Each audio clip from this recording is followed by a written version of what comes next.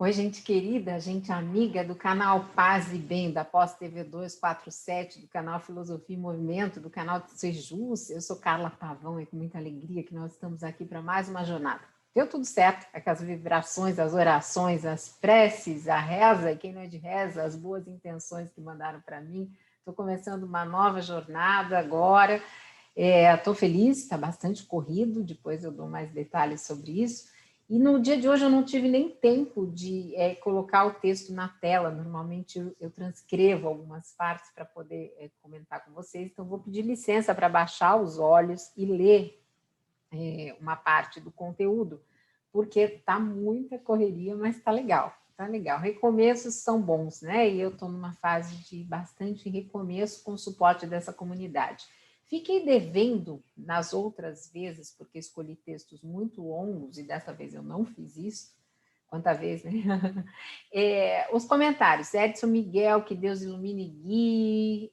Alberto Emílio, cristão é confiante. Edson sempre por aqui. Tem uma ótima quarta-feira. O Edson diz, também me manda isso. Ótima quarta-feira para todos nós. Maria das Graças Pedrosa Carneiro diz, estou impactada. Vou precisar de uma semana para refletir sobre tudo isso. A Maria dos Anjos, querida amiga virtual, estamos juntos nessa amizade virtual que é tão bom, sem barreiras nem fronteiras. Célio Espíndola, paz, saúde, positividade, bem grande para mim e para todos nós. Rejane Paixão, deixa o seu olá. Maria Evelise diz que eu sou espírito de luz. Nós somos, pelo amor de Deus, nós estamos todos a caminho da luz. Albertina, estamos juntas, ninguém larga. Obrigada a essas mulheres aqui, muito legal, né? Mulheres feministas, na maioria, que dão esse abraço virtual na gente. Vanessa, prazer em te ouvir, obrigada pela oportunidade, eu que digo mesmo. Carla, minha xará Ceruti. Força e foco, estamos juntos. Helena Almeida, obrigada pelos seus estudos que me tornam uma pessoa melhor. Acho que é você que já é uma pessoa melhor, mas estamos juntas nessa caminhada. Luciana, força. Magna Mendes, acolhe meu coração, obrigada, gente, foi muito bom tudo isso. Magda Mendes também diz assim, um olá para a comunidade. A Nazaré Lisboa, ela tem uma pergunta sobre espiritismo. Então, gente, eu vou pedir o seguinte, como no Caminhos a gente conversa sobre isso, Nazaré, me faz um favor, se você puder, me manda um e-mail para carlapavãopazebem@gmail.com, que aí eu vou anotar a sua dúvida, eu vou tentar anotar, eu ando meio na correria, meio atrapalhada, para a gente conversar lá no Caminhos, se é que eu entendi corretamente. Pode ser que eu não tenha entendido também. Então, manda essa dúvida para a gente. É sobre espíritos que evoluem em justiça. De toda forma, no livro Céu e o Inferno, você tem a questão da justiça divina segundo o Espiritismo muito bem explicada. Se você puder olhar lá também, já ajuda a gente. Lúcia Martins, sempre por aqui. Ricardo Mário Gonçalves. No bate-papo teve muita gente, mas eu não estou conseguindo acessar a repetição do bate-papo, não sei porquê. E hoje, o livro que eu trouxe para vocês é Avidez, de Anselmo Grimm, né, que se fala em alemão, não sei como a gente fala aqui em português. E o que ele nos diz aqui? Eu peguei um texto porque quando ele fala em avidez, a gente normalmente, que é progressista, fala, não, mas eu acho que essa questão, não, eu não estou aí nessa questão, né? Mas ele vai falar uma coisa sobre a tripla pobreza interior.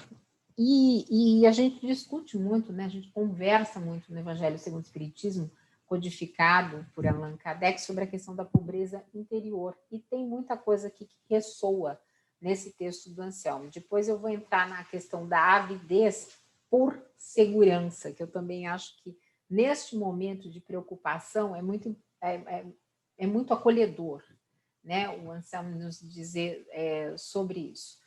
Então, vamos lá, deixa eu só parar aqui o meu vídeo, pelo seguinte, eu estava lá no vídeo anterior, né? Quem não assistiu o Paz e Bem anterior, gente, assistam, deixem os seus likes, é difícil para mulheres também.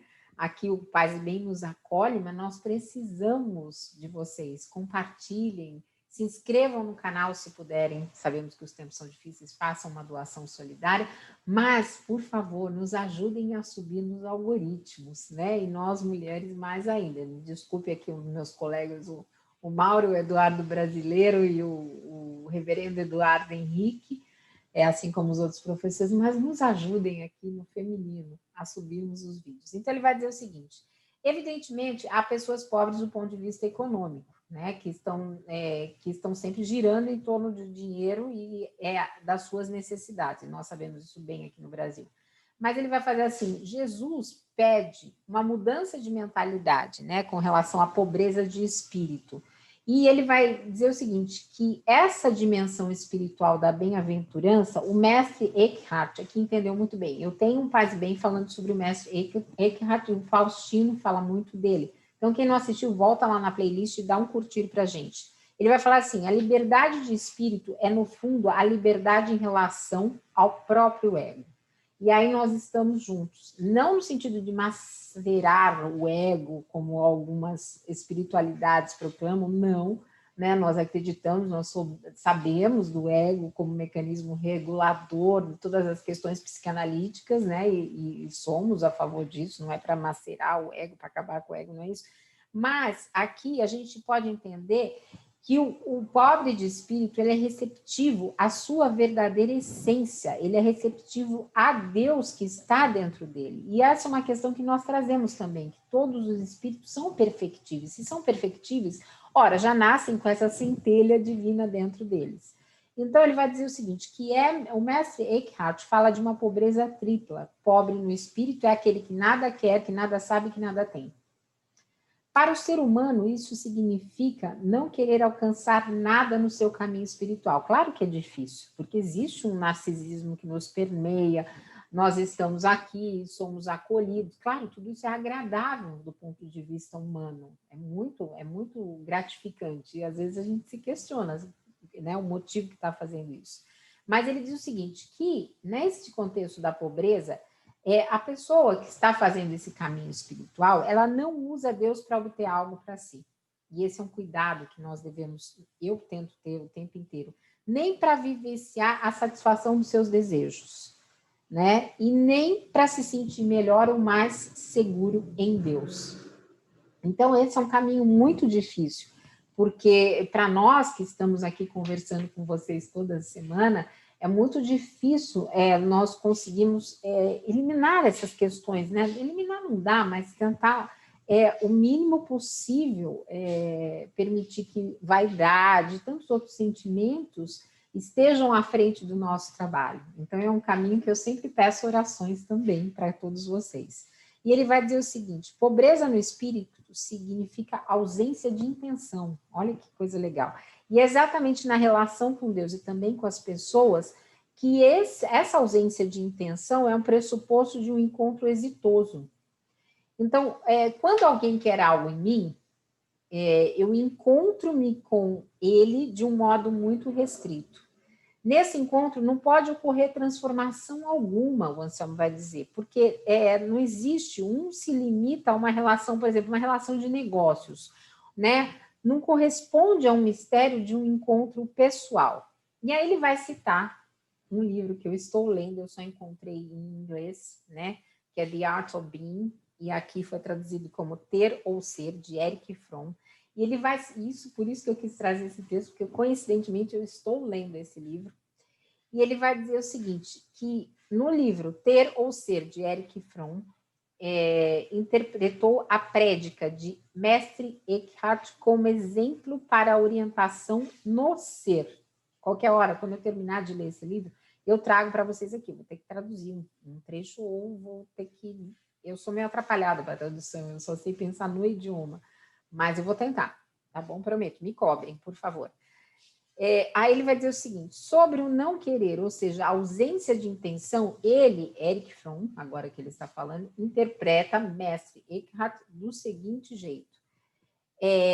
Quando diz que não devemos ter vontade, Eckhart não pensa que devamos ser fracos. Ele está falando daquele tipo de vontade que é idêntico ao desejo intenso que nos impulsiona. O ser humano que nada quer é aquele que não cobiça coisa alguma. Então, daí ele vai dizer, o Anselmo, voltando ao texto do Anselmo, ele vai dizer o seguinte, a segunda, vou chamar ele de Anselmo, tá? Já é nosso conhecido, eu acho que fica mais sonoro. A segunda forma de pobreza, para o mestre Eckhart, é que não saibamos nada. Encontramos palavras semelhantes na literatura sapiencial de todos os povos. O verdadeiro sábio sabe que nada sabe. No entanto, o mestre Eckhart tem uma compreensão um pouco diferente dessa palavra.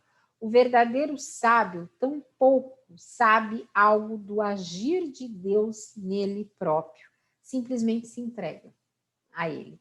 Não sabe como, quando, nem onde Deus age nele. Desiste de explicar o agir de Deus, mas abandona-se ao mistério de sua graça. Também desiste de explicar tudo com precisão. Com o auxílio do mestre Eckhart, o Erich Fromm, de novo no livro que eu estou lendo, ele diz o seguinte: isso significa que não deveríamos encarar o saber como uma posse que nos proporciona uma sensação de segurança e identidade. Não deveríamos estar cheios do nosso saber, não deveríamos nos aferrar a ele nem ser ávidos por ele. E eu encontro muita dificuldade, eu acho que é um exercício diário, porque às vezes quando a gente sabe alguma coisa, né, e talvez aqui o Mauro Lopes faça esse meio de campo muito bem, porque mesmo quando ele sabe, ele ouve, né, e dá vontade de falar para ele as coisas, né, mesmo quando a gente não... A gente quer falar porque ele ouve de uma forma tão receptiva, mesmo que eles saibam, que é muito gostoso. Então, eu faço esse exercício também, mas eu tenho uma questão importante, que às vezes, por ansiedade, eu acabo respondendo antes. Isso sempre foi assim, minha vida inteira. Eu estudei em colégio de padres católicos, mesmo sendo espírita, meus pais me puseram, e tinha muita chamada oral, padres agostinianos. Que eu era a menina da chamada oral. Então, isso ficou em mim. Às vezes eu respondo sem nem perceber que eu respondo alguma coisa. Mas é um exercício que eu vou fazer. Terceiro lugar, Anselmo disse o seguinte: pobreza significa, segundo o mestre Eckhart, que nada tenho. Nada me pertence, nem uma pessoa, nem minha casa, nem minha vida. Posso desfrutá-las, mas sei que só me foram emprestadas. Meu corpo me foi presenteado, mas não tenho como me apossar dele e garantir seu bom funcionamento mediante um modo saudável de viver. Peraí, falei alguma coisa. Mas não tenho como me apossar dele. Sim, eu sou o meu corpo, mas ele também escapa ao meu controle. Pessoas que amo não me pertencem. Elas são livres e só quando as deixo livres consigo amá-las de verdade. Nós dizemos que no Espiritismo, Kardec escreveu isso de uma forma bastante concisa, dizendo que nós somos administradores temporários de tudo isso que nos é dado. O corpo, as pessoas, as relações, né? Embora para o espírita, isso continue depois da passagem, depois do desencarne, mas ainda assim nós estamos provisoriamente administrando tudo isso. Tem até uma parábola, né, de Jesus que fala sobre a questão de administrar os bens do administrador, e a gente cita muito isso. Voltando aqui, porque eu já vi que não vai dar tempo de eu falar do segundo tema para vocês, eu falo numa próxima vez porque eu estou me alongando. Ele vai dizer assim: Deus não me pertence, não possuo Deus, eu entrego-me a ele de mãos vazias. Assim, para o mestre Eckhart, a pobreza no espírito é a atitude decisiva diante de Deus que vem ao nosso encontro. Une-se a nós, mas não podemos prendê-lo. Ele é o indisponível que escapa ao nosso controle. Enquanto pensarmos que temos dentro de nós um lugar no qual Deus pode agir, ainda estamos diferenciando entre ele e nós. É Deus mesmo quem prepara dentro de nós o lugar no qual ele pode agir. Nesse contexto, o mestre Eckhart faz a primeira vista incompreensível. Por isso, peço a Deus que me livre de Deus. Erich Fromm. Né? Bonito isso. Peço a Deus que me livre de Deus. No momento que eu passo a me entender como criatura, como única, também como ele, estou livre de Deus. Eu tenho também um outro livro, Como Livrar-se de Deus. Eu não sei o autor agora, qual é o teólogo, mas eu vou trazer para vocês. Então ele faz assim, ele diz aqui, o Anselmo: devemos deixar Deus agir em mim sem que eu diga, tenho Deus dentro de mim, ou tive uma experiência com Deus. Simplesmente deixar. Nisso consiste, segundo Eckhart, o terceiro modo de pobreza no espírito. Não tenho nada na mão, não tenho nada na cabeça, eu simplesmente deixo Deus agir como lhe agrada. E aí ele vai falar do budismo. O budismo nós temos aqui a monja Reishin, né, que faz nas terças-feiras, e ele vai falar do sentido de não apegar-se, que isso corresponde à pobreza de espírito que ele está falando aqui para o multiverso cristão e católico. Então, Jesus não era apegado às coisas, né? No Sermão da Montanha, ele dá essa sabedoria do Oriente no sentido de que ele nos mostra o caminho ótuplo que os budistas falam para uma vida bem-sucedida. E no Evangelho de Mateus, ele narra já de início que os sábios vieram do Oriente a Belém para expressar que nesse Jesus de Nazaré está unificada a sabedoria do Oriente e do Ocidente, do Sul e do Norte. Então, eles se curvam diante da sabedoria que veio ao mundo na criança que repousa no colo de Maria. E Mateus retoma esse tempo comparando Jesus a Salomão. Então, ele diz o seguinte: aqui está alguém maior que Salomão, né? Essa experiência de Deus. Então, Jesus vai retomar esses anseios, né, do Oriente, do Sul, tudo isso, essa sabedoria dos povos, sempre na questão de que a vida pode ser bem-sucedida.